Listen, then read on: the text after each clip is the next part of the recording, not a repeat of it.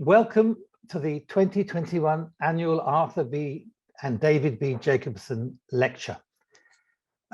Before I start, I should let you all know that this talk is being recorded.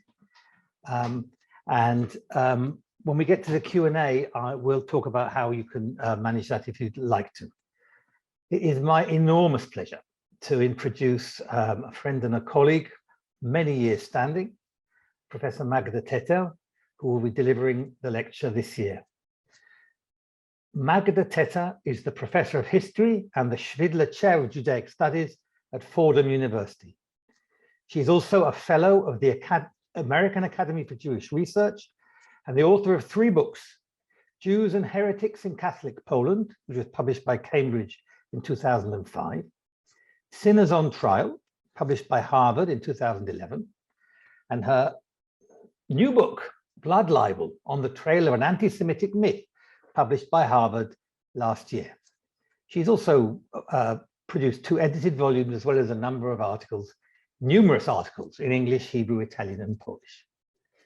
Her latest book, Blood Libel, won the 2020 National Book Award, National Jewish Book Award, for the best work based on archival materials, and the 2021 George L. Mossey Prize from the American Historical Association, which is awarded annually for, and I quote, an outstanding major work of extraordinary scholarly distinction, creativity, and originality in the intellectual and cultural history of Europe since 1500.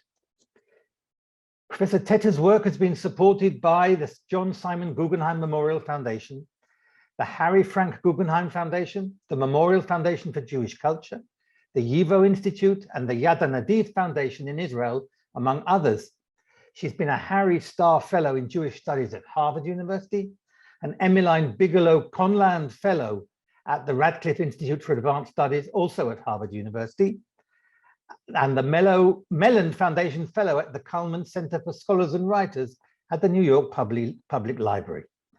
This last year, in 2021, Professor Teter was the NEH Senior Scholar at the Center for Jewish History, where she finished a new book on anti-Semitism and anti-Black racism, which will be a wonderful thing when it comes out. In 2012 to 2016, she served as the co-editor of the AJS Review, and in 2015 to 2017, she was the Vice President for Publications of the Association for Jewish Studies. This evening, Professor Teter is going to speak on the title, Blood Libel, The Enduring Power of a Medieval Lie. So, Magda, Professor Teter, the floor is yours. Thank you, Adam, and I will not call you Professor Teller because we're such good friends and we even collaborated on one of those volumes we co-edited. So our history goes way back, and it's really a great pleasure and honor to be with you. I wish we were in person, but life is life, such as it is. So welcome to my home, and thank you for welcoming me in yours. And I'm really honored to be part of your Jacobson lecture series. We'll talk today about the enduring power of a medieval lie. That is the blood libel lie that emerged in the medieval period, and it is still sadly with us. I'll just give you some examples. As my book was going to press, the shooting near San Diego took place, and the shooter in his manifesto, his online manifesto, noted that "You are not forgotten, Simon of Trent. The horror that you and countless children have endured at the hands of the Jews will never be forgiven," as one of his motivations for the shooting. And he is here referring to a story, actual trial of Jews in 1475 in the northern Italian city of Trento, but which I'll say a few words later on. So you can see just in that an enduring power. But if you look at some of the iconography, you will recognize some of the iconography in some of the modern renditions and ideas that we'll see. I'll show you to show you how much it is still part of our reality. So until very recently, I think 2018, Facebook had a page devoted to Jewish ritual murder. That's the screenshot I took. In 2015 in England, a white supremacist British group visited the tomb of Hugh of Lincoln in the Lincoln Cathedral in England and challenged the plaque that commemorated the Jews who were killed and challenged the whole story and premise of anti-Jewish accusation that charged Jews with killing Christian children.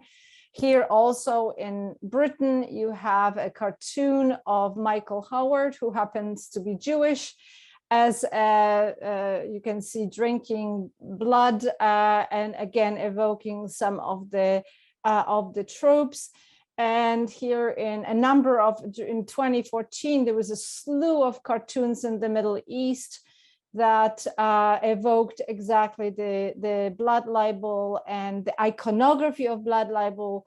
Take a look at the basin and you'll see it again and again coming back. And here's one of the most revolting examples from here. And just last year, after my book came out, this painting was released by a painter in Italy, and it was in response to exhibition that the Diocesan Museum of Trent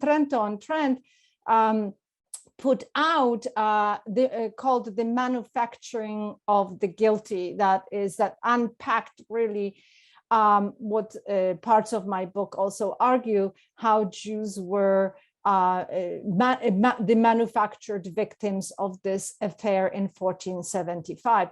So you can see that this continues to be, unfortunately, a very live lie and trope, and it keeps coming back to us.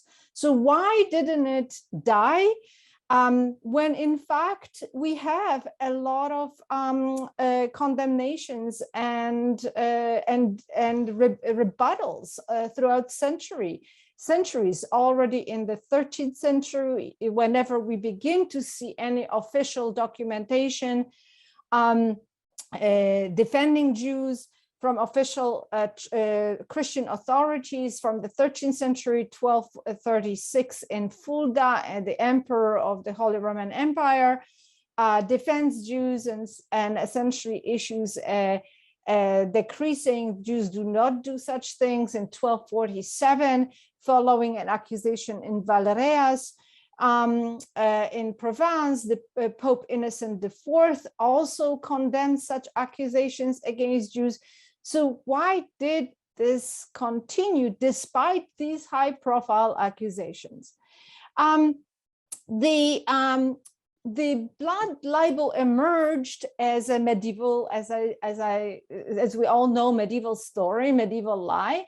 It didn't all emerge as a blood libel, as an accusation that Jews kill Christian children to take their blood. That motif emerges in the 13th century, but the first stories of Jews, Christian stories claiming that Jews killed Christian children, emerged in England in the 12th century, the first being surrounding or in the aftermath of a death of a 12-year-old boy, William, in the town of Norwich. And some years later, a monk, Thomas of Monmouth, began to write a story claiming he was a martyr because he was killed by Jews. And slowly, these stories began to spread. So what we know typically is that this is a medieval legend that continues. And this is the map, not of all, because it wouldn't be possible to map all of them, but a vast majority of those tales that entered chronicles and historical sources, both archival and printed and in manuscript, that I was able to map. I was challenged that there's nothing in Iberia, but that's because these stories from Iberia do not enter Chronicles. They remained in the archives and only later on became more popular. So that's my defense. But Iberian studies scholars were asking why there is not a single dot in there. So I admit there are not all of them, but as many as I was able to map from the historical sources I have examined, both archival and in Chronicles. So it looks like it's more or less evenly spread across Europe, but it's very interesting that for the medieval period, there are actually quite few. The vast minority, it's actually a minority of the cases, historical cases, until the 19th century that were said to have taken place in the medieval period. And if you can see from this map, and you can play with those maps on the website that's associated with the book, the bloodlibeltrail.org, these are interactive maps. The vast majority of the medieval stories are stories. They come from either legends or short mentions and chronicles, from literary sources. They do not come from legal sources. We do not have any what we historians might call hard historical documents that is legal or legal, and I mean not just court, but also decrees and so on and so forth, that would suggest that some legal proceedings or legal efforts were made. So only 6 between the beginning of these accusations and the decade before the Simon of Trent affair, the Trent affair in 1475, were actually documented through some sort of legal materials. Again, whether they are trials or whether they are decrees by popes or emperors or kings, for instance. But when you look at the early modern period, what we historians call the early modern period, this becomes clear that the anti-Jewish accusations are actually not a medieval phenomenon, but are early modern phenomenon, and that they proliferate from the second half of the 15th century until really the 19th century, when they wane, but then re-emerge in a different way, as Hillel Kieval argues in his work in Central Europe. They come the first, not only the unbound, but also the sources we have changes. So if the medieval ones were, there were no legal proceedings, and all we know is given from literary sources, and sometimes really just tales. In the early modern period, that proportion changes, and they become legal. The vast majority of those instances are legal cases. That is, Jews are arrested, or there is some kind of formal intervention by the authorities, and only just a handful remain transmitted through rumors or literary material. And one of the key cases is that of Simon of Trent. As I mentioned, this was an actual trial in the Easter season, and which overlapped with Passover of 1475. In March, a toddler disappeared, and initially people thought he may have drowned in one of the many canals in the town, northern Italian town of Trento. And then on Easter Day, the body washed up under the house of a Jewish family inhabited by on this picture you see Samuel. one of the major figures in the tiny Jewish community in Trent. And Jews retrieved the body and notified the authorities. Trent was at the time under the power or authority of the Bishop of Trent, and he immediately ordered the arrest of the Jewish men, and the trial proceeded. But before the trial truly proceeded, already a tale emerged, a narrative was written by the physician of the bishop, Johannes Matthias Tiberinus, and already on April 4th, as you can see. So the child disappears around March 24th. On March 26th, the Jews are arrested.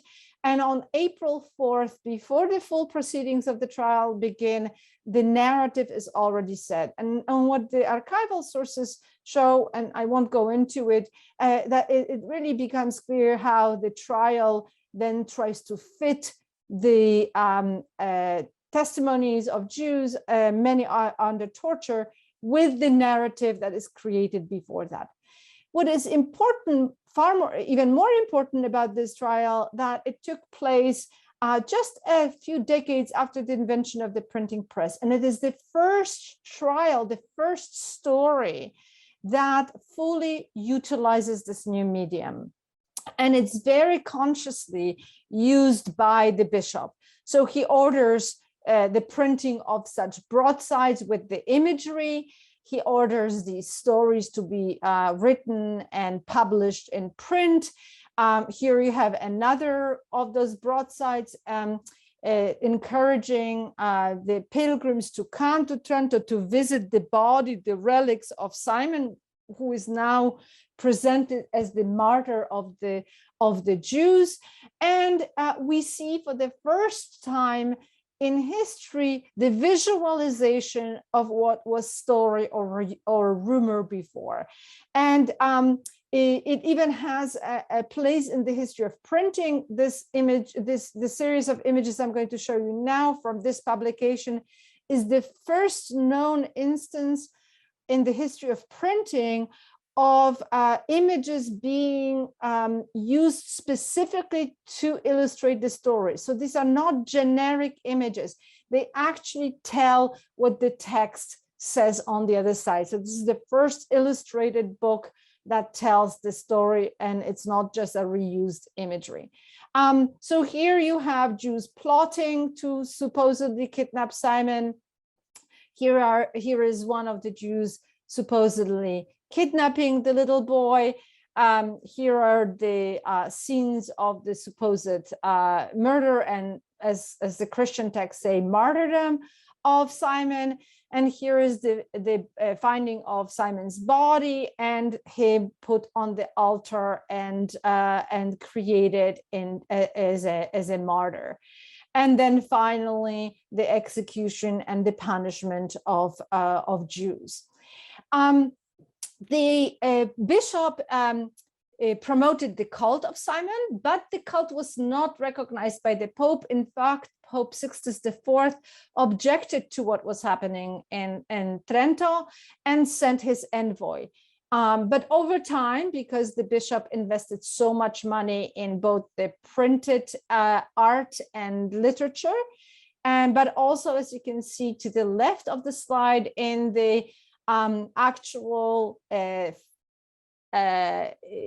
iconography on the ground. So this is a fresco from a church in Italy that you can see, and we see just proliferation of iconography and imagery that promotes the Simon as this blessed boy, to encourage pilgrims to come to town. The story spread so far and wide that it was Simon's image of Simon as this dead body was even painted at the entrance to Frankfurt on Main. And here you have the two printed images showing Simon here in that body on the right, on the top, and at the bottom in that broadside, you can see in the bottom row his body, and here is the pop-up of that.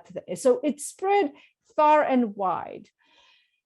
It entered also Chronicles, 15th century Chronicles. Here you have, and this is again with images, a very famous chronicle to the left, the so-called Nuremberg Chronicle, and this became now if you Google, you know, blood libel, ritual murder, this image I guarantee will come up.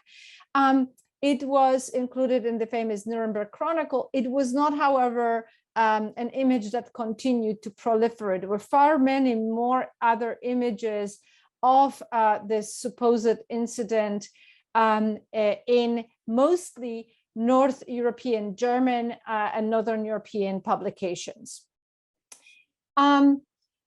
This is another example of this story. Again, Simon, and then here a story of another supposed murder in Bavaria.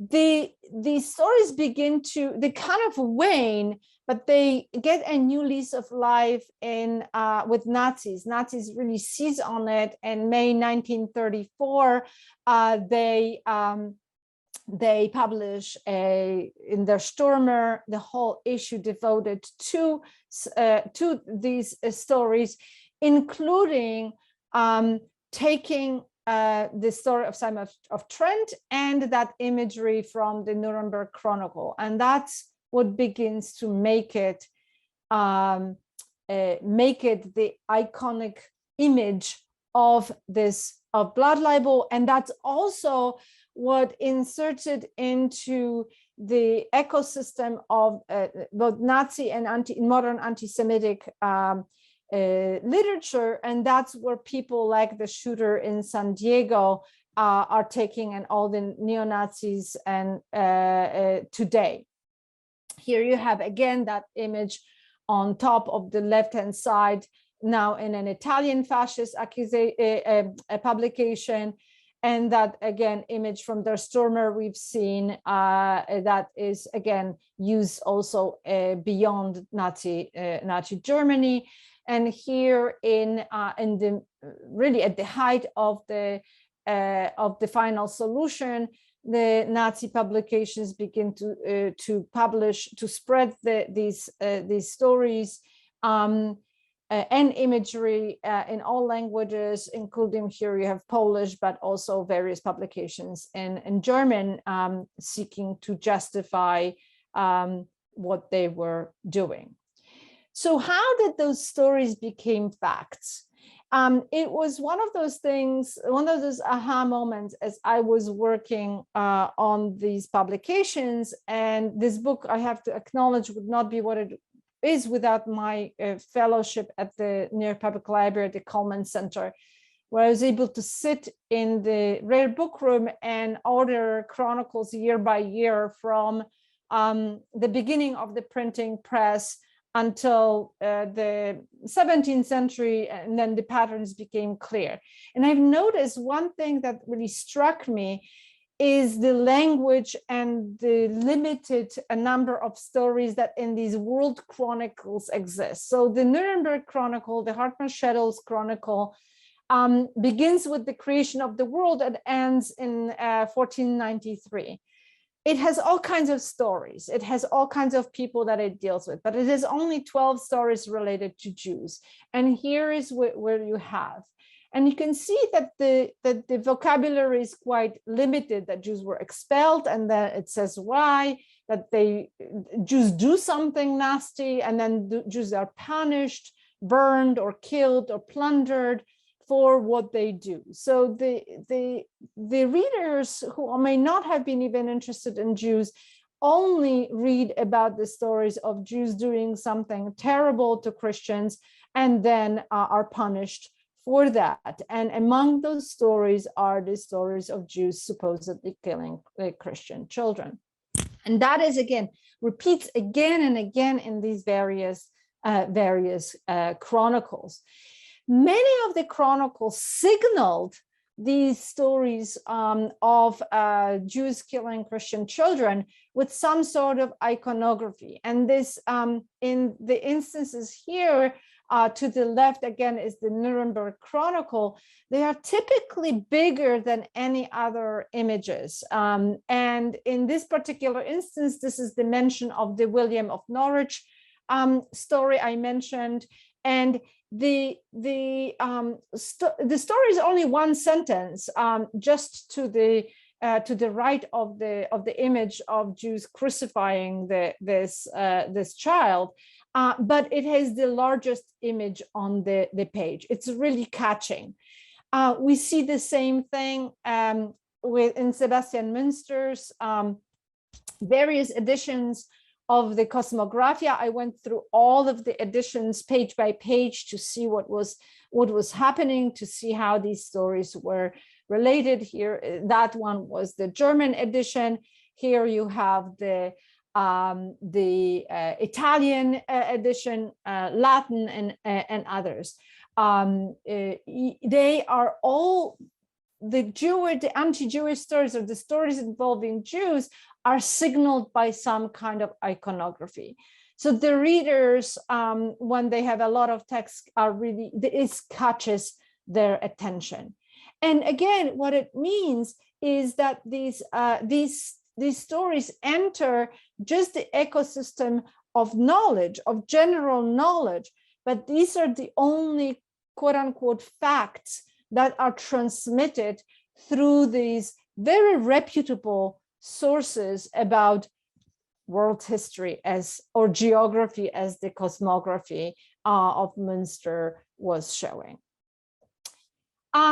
The other reason why we see this spike of anti-Jewish accusations in the early modern period is the insertion eventually in 1583 of the mention of Simon of Trent, of the Passion of Simon of Trent, into the Catholic liturgical calendar. This is an important moment in Catholic history because it's it's part of the reform of the calendar. The Gregorian calendar is changed. And in the new edition of the Gregorian calendar, we also have a reform of the liturgical calendar, the Martyrologium Romanum, the Roman Martyrology, which mentions for each day of the month which saints are to be worshipped. And Simon is included in that story, despite the previous prohibitions by Pope Sixtus IV to actually worship Simon. This happens because, as many of you probably know, Trent was the site of the Council of Trent, which was part of the reform by the Catholic Church following the Reformation. And the prelates, the cardinals, bishops were able to see all that iconography, all the sites that were preserved, created by Bishop Hinderbach, who was the bishop at the time of Simon's death. And these facts on the ground existed. So Simon was recognized implicitly here and then explicitly later on.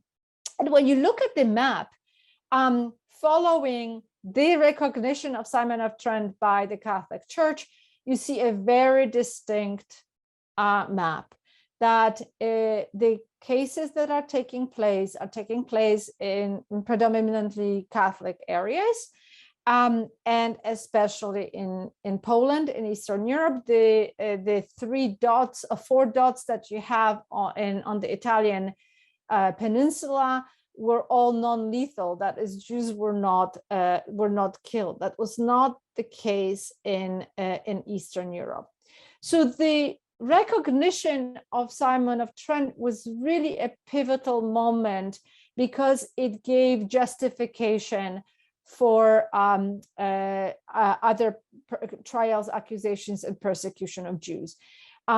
Because you suddenly had the story told in an authoritative source that was supposedly vetted by prominent Catholic historians like Baronio, for instance, the Chronicle of the historian of the Church, vetted in the context of reforms that were set to remove any false cults in response to the attacks by Protestants. The cult of Simon of Trent was only abolished, officially abolished in 1965, on the exact day as the Nostra Aetate Declaration was issued.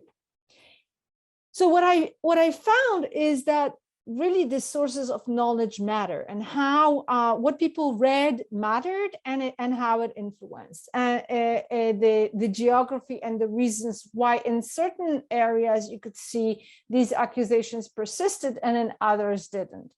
And what I found was something that struck me, that there were sort of geographies of knowledge. In Germany, for instance, or Northern Europe, German lands, we had diverse sources of knowledge about Jews. There were the polemical ethnographic works that began with Jewish converts to Christianity, writing and books about Jewish ceremonies and observances that were clearly to highlight the ridiculous nature of some of the practices. But it also was a site of Christian scholars interested in Jewish languages and Jewish sources. And we have Johannes Reuchlin, who in fact defended the existence of Jewish books and prevented them from being burned, was a devoted Hebraist scholar, Christian scholar of Hebrew, who believed that Jewish texts, especially the Kabbalah, possessed or transmitted or contained Christian truths. And then scholars like Johannes Buxtorf, who studied many of the halachic works by Jews, were able to study what Jewish texts said about Jewish practices. And these scholars were able to say that, no, Jews do not have any such practices that would make them do anything to kill Christian children. And specifically, they certainly did not need any blood, let alone Christian blood. And some of that rebuttal was direct, and some of that was implicit. So Johannes Buxtorf, for instance, in his Synagoga Judaica, when he discusses Passover rituals, he talks about the Jewish preparations for Passover, and then describes what the matzah has. And he says, it only has water and flour. That's all. And he says, I tried it and it doesn't taste good. That was obviously his opinion. Many might disagree, but it was clearly an implicit rejection of the claim that Jews killed Christian children around Passover to obtain their blood. In Italy, also we see interest in Hebrew, and we have Christian scholars studying Hebrew, and they are also much more interested in finding of proving from Jewish texts that Jesus was the Messiah, and that the rabbis knew about it, and that the truths of Christianity are contained in Jewish texts, so they could be then shown to Jews in hope of their conversion to Christianity. And the majority of Italian literature that is devoted to Jews is polemical and conversional literature. there is until the second half of the 18th century, there is absolutely no interest in highlighting any supposed Jewish crimes, let's put it in quotation marks.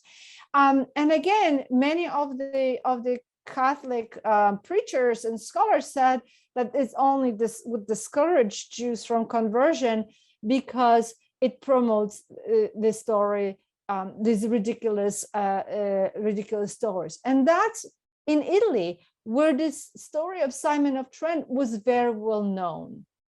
But it was known as only this one particular story. Again, of a boy who should be worshipped and who was by that time recognized by the Catholic Church. This is very different from what is happening in Eastern Europe, in Poland. There are no Christian Hebraists, of very few, and not ones that are engaged to the level that we see in German lands or in Italy. And the first books that emerge in Poland and print that deal with Jews are drawn on the literature and mostly chronicles that were printed in the West. And as I've shown you, those chronicles contained only those negative stories of Jews doing something terrible to Christians and then being punished at that. That serves as a source of learned knowledge and is promoted by this anti-Jewish literature. It's not polemical literature. It's not anti-Judaic literature. That is not literature against Judaism as the ones in Italy or in German lands.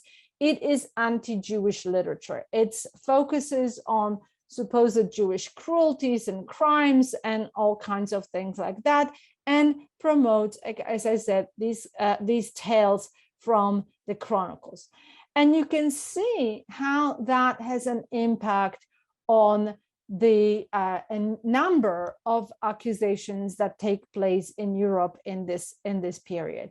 The majority of them are in Poland, and what is created is this cycle that the tales from Chronicles, from these anti-Jewish works, provide supposed evidence of historical Jewish crimes, lead to anti-Jewish accusations, are brought to court, produce often, but not always, convictions, which then enter subsequent publications and serve as sources of, as evidence of Jewish crimes. And that becomes this sort of literary legal circle. What I do want to stress is that there is no uninterrupted line from the pre-modern to modern. It was the key in the dissemination of those tales and the iconography that we have today, that I've shown you at the beginning of the presentation, is the Nazi propaganda, and it is that issue of Der Stürmer and the subsequent dissemination, and they do it very consciously. They turn to these pre-modern, both iconographic materials, but also, and here you have the circle to the right, the list of supposed history of these anti-Jewish crimes, as they call Jewish ritual murders, from the beginning of time, from the beginning really of the time of Jesus until 1932. And what the Nazi publications do is they provide the footnotes, they provide legitimacy to these stories by quoting these medieval and early modern chronicles, by publishing these historical images from these early modern chronicles or from churches, in order to say, you see, we have historical evidence that Jews did these kinds of these kinds of things. And that, again, iconography continues on and is adopted by all kinds of shades of contemporary anti-Semites. And here again, this is something that you would also recognize in the iconography. There's obviously a lot I can talk about. There are all kinds of aspects of that, but I will stop here because I would like to open it up for your questions and comments. Okay, thank you very much, Magda, for this wonderful presentation. Lots and lots to think about.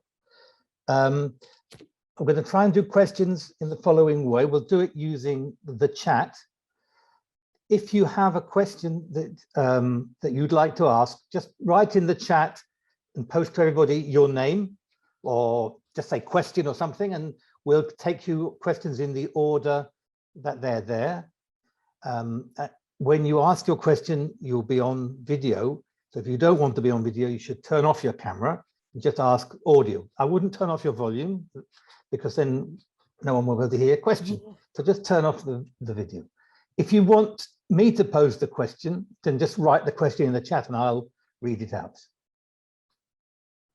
Okay, we already have the first question. That's David Kurtzer.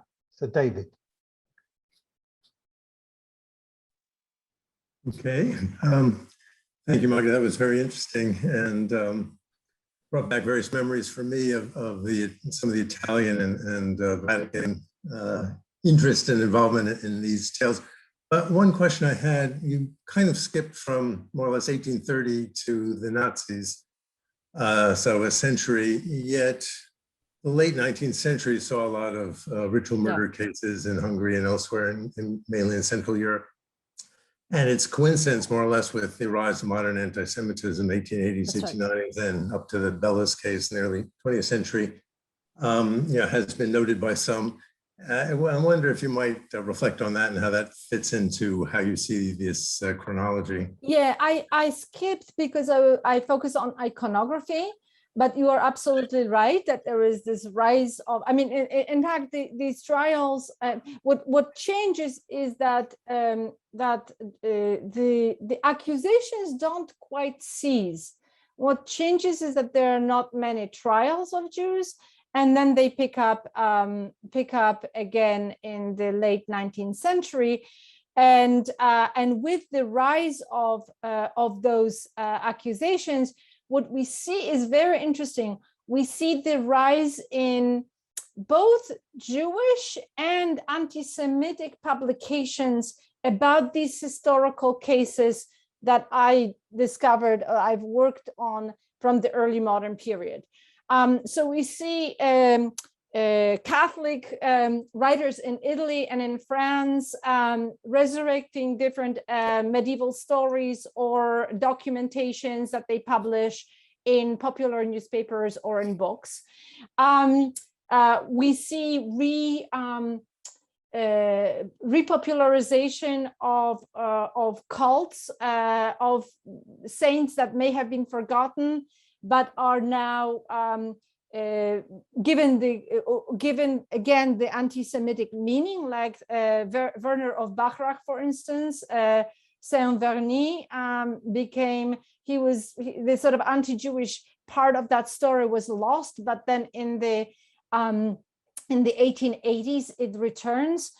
Similar with the Simon of Trent, we begin to see a number of publications that are coming in. As you and your work, you've seen the various newspapers in Italy, the Jesuit newspapers and others that begin to publish and publicize these old stories. On the Jewish side, we see also publication, but of all the documents and all the cases that have shown Jews to be innocent, right? So if the anti-Semites are publishing all these cases and documents and stories that show Jews have done it for centuries, what we see on the Jewish side is the publications of all the archival material that shows that Jews were innocent, including, for instance, the rediscover or discover, really, I argue, of the Ganganelli report, which was the famous, or known to scholars, famous report by Cardinal Ganganelli issued in 1758-59, in which he disputed the veracity of the anti-Jewish accusations in the aftermath of a wave of anti-Jewish libels in Poland. This was, I argue, based on some of the archival material, was a secret report. It was not known and was not meant to be known. It was a secret report of the Holy Office in Rome. And it was rediscovered in the archives and then published first as a mention in one of the Italian Jewish, L'Educatore Israelitico, I think. And then it was published for the first time in the 1880s, 1881, I think, if I remember correctly, exactly at the moment of those trials that you alluded to. So iconography is very much directly related to the Nazis, their propaganda. The stories, both the defensive and the accusatory stories, re-emerge in the aftermath of those first anti-Jewish trials, which have a very different character, much more secular character, as Hillel Kival has shown in Tisa Eslar and other places in Central Europe. So and you alluded to the Baylis trial. What is interesting about that is that that again we have a republication and return to the Ganganelli report, and the Ganganelli report becomes this kind of go-to document whenever there is something that's coming up. So when the Nazis issued their Stürmer, Cecil Roth publishes the Ganganelli report in a year later in both the Italian original and the English translation. So that you're absolutely right. There is this continuity, and I deal with it in the epilogue, but I didn't have time, and I focus on that particularly the visuals aspect of that story.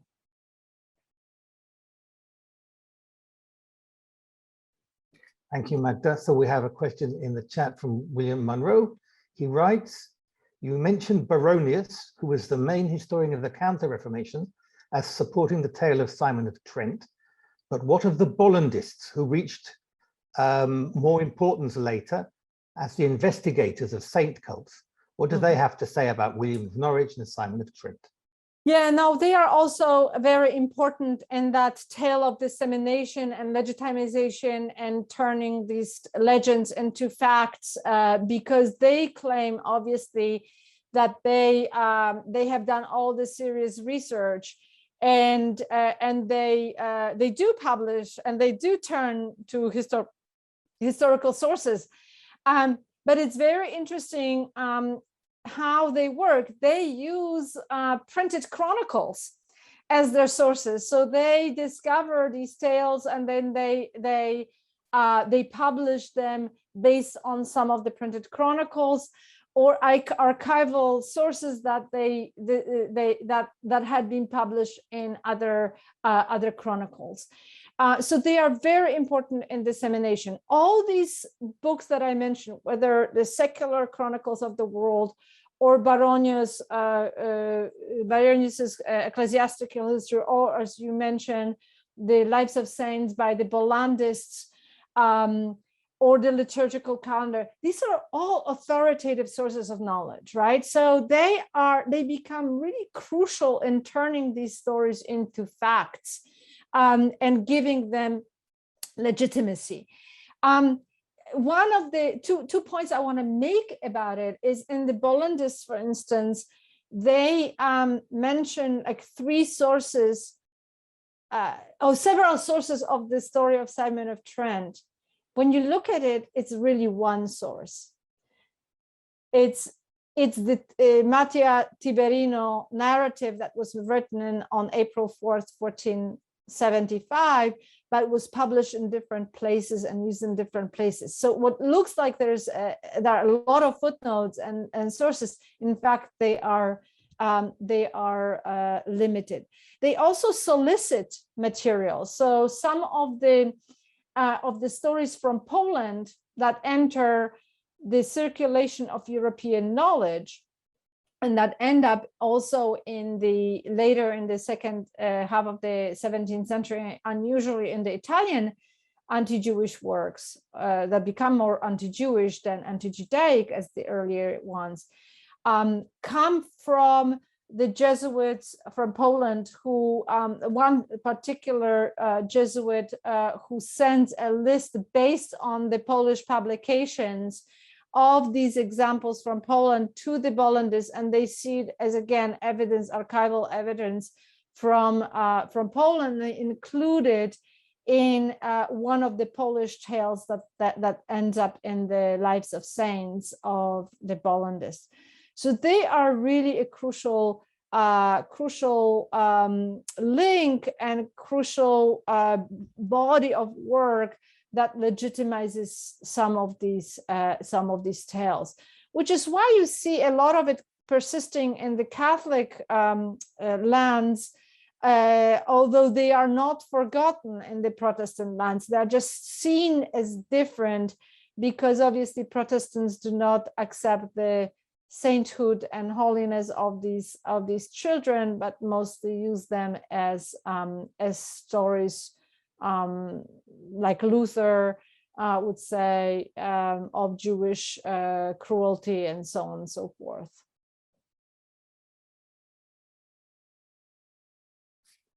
Any further questions?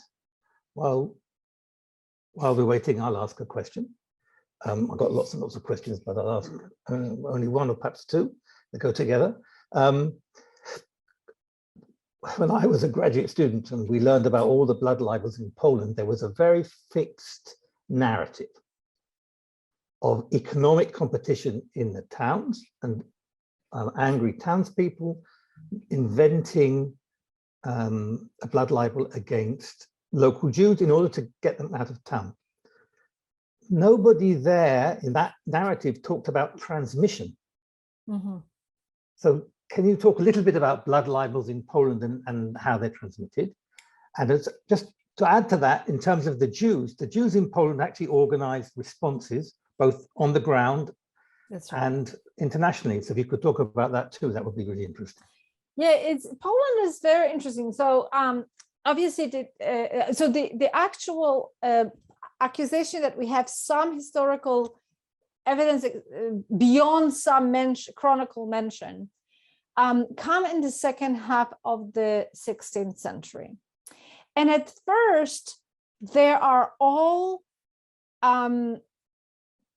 accusations in which Jews were held innocent or nothing happened.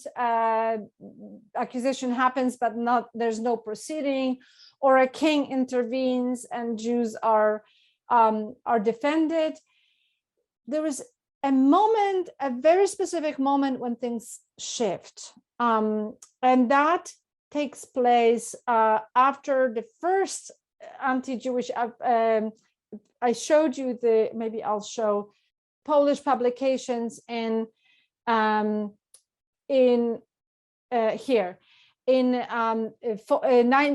First one is 1598, and then the one to the left is 1602.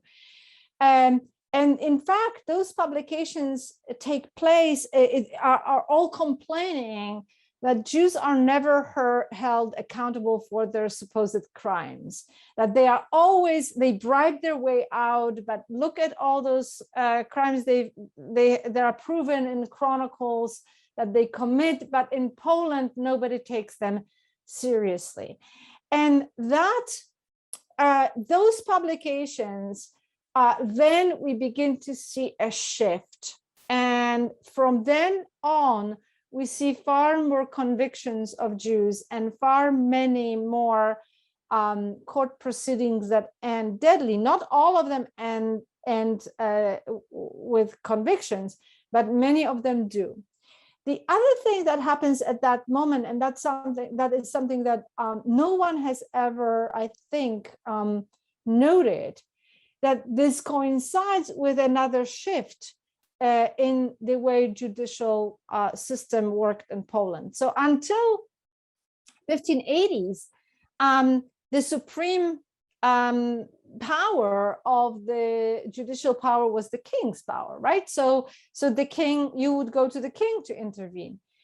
With the creation of the royal tribunal in Lublin and then also in Vilna, you begin to see shift away from the king's authority, royal authority, to the noblemen. And the noblemen were far more susceptible to conviction, to be convinced and persuaded that Jews may have done such things, especially when presented with this kind of learned evidence.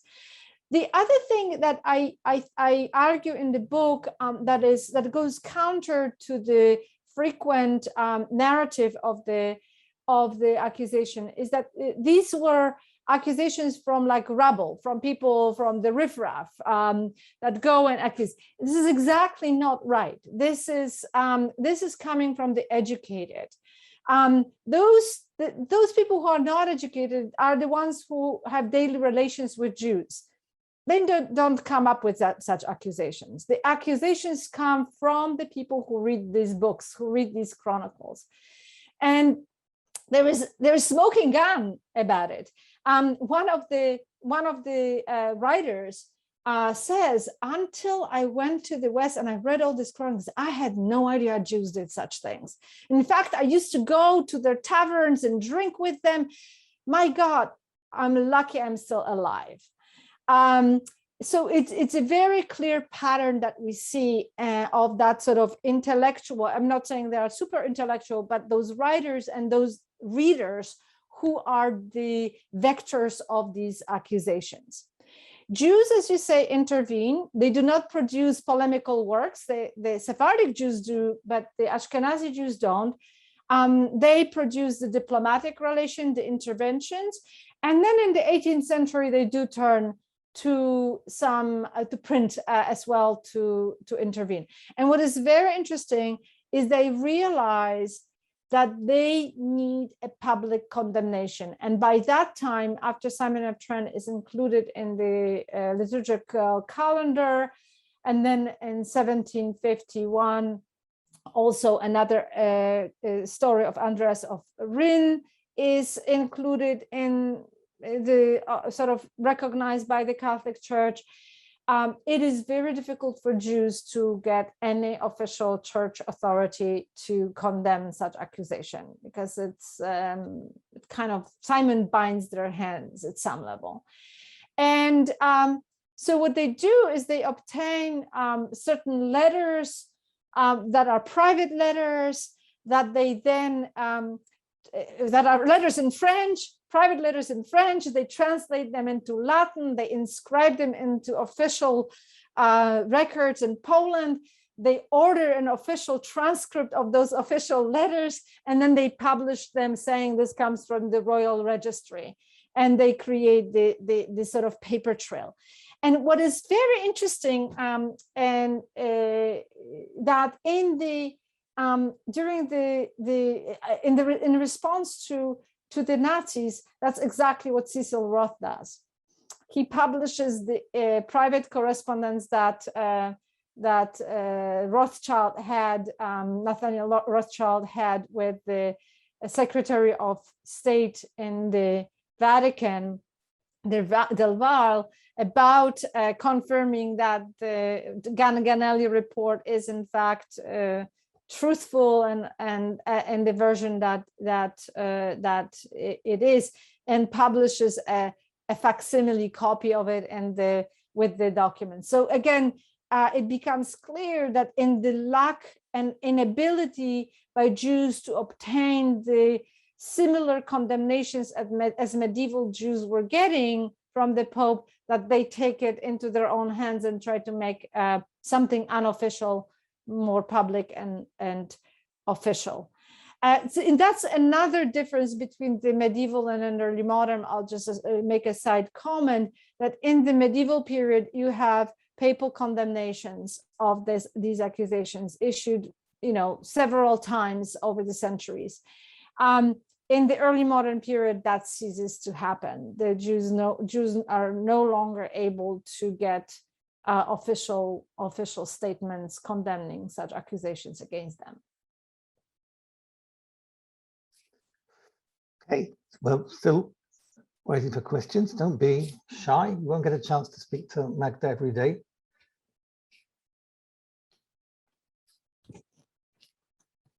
Well, in which case I should ask another question. I've got so many questions written down here. We could be here all night.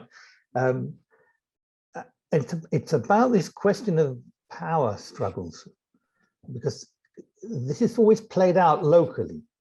Mm-hmm.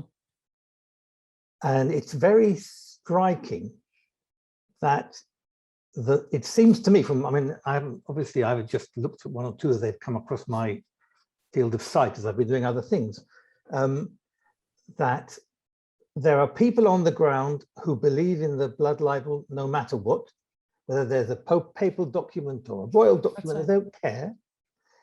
And there are other people who don't believe it at all. It seems to be something irrational about it. Would you say that's right? I think you're right. It's a matter of belief, definitely, and you see, and also the role of individuals. I think that's exactly right. There's this very local. Not every dead child produces anti-Jewish accusation. There were a lot of dead children in the early modern period and pre-modern period. And you always have to ask yourself why, right? So there are political reasons, there are sometimes economic reasons, and sometimes there are personal reasons, right? The Sandomierz story is about a single priest who just goes on a kind of crusade after he gets his awakening about Jewish matters, and he actually visits Trent. So he actually goes and visits and gets inspired by what he saw in Trento with iconography and so on and so forth. But why do people not accept it? Because and Żuchowski in Sandomierz puts it perfectly. He said, who do you believe? The rabbis or the popes or the church fathers? And when you have from 1583, the popes recognizing Simon of Trent. You have Baronius, who is such an authority on the history of the church, under his name inserting that story. When you have the Bollandis and the really authoritative, publications on the life of saints telling you these stories, and then you have Jews saying, "Hey, look, popes had defended us," they'll say, "Oh, this must be fake. No pope would ever defend them." And what is fascinating, that Baronius ends his ecclesiastical history in 1200, and his continuators continue. Odorico Reinaldo publishes, because he works in the archives, he actually publishes the documents defending Jews against the accusations. But these are massive volumes. They're like so huge, one for each century. No one is buying that. So what happens is they publish a abridged version of the ecclesiastical history, which functions as an annal for one line per year. So they remove the documents defending Jews, and they keep only that Jews were accused of killing a Christian child, and forget that the Pope then condemned the accusation, which follows in the document. So then even the Baronio or Reinaldo, those authoritative sources that actually could have given you the documents that Jews didn't do it, authoritative is lost because of those abridged publications. So it is irrational, you could say, but it's also rational, because they read these books and they say, well, everything says the same thing. All those authoritative authors are saying the same thing. Why should I believe this nobleman? In fact, one of the, I think it's Żuchowski, who writes to Rome and asks them to verify whether that bull that Jews are bringing, the last one, was in fact authentic. And they go and consult some printed book that doesn't have it, but that book is of a different genre and would not have had that document, right? And then he says, oh, my sources in Rome tell me it doesn't exist. Jews must have made it up. It must be a fake document. So it's not as irrational as it seems, because, I mean, it's a matter of belief and commitment, but it's also supported by those printed authoritative sources.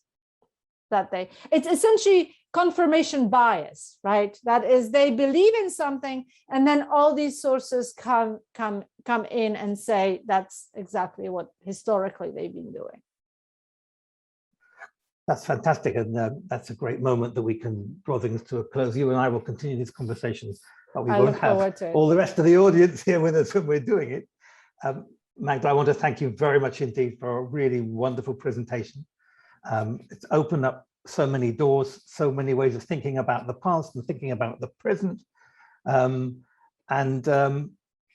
it's 500 pages, so there's much more to it than I was able to convey. Right. So, well, then I should say, go out and buy the book. I've read it. It's worth buying. Okay, so thank you very much, and thank you for having me. And I wish we were together in person, yes, so but I'm still very honored and delighted to have joined you. Thank you. Thank you very much. Bye bye.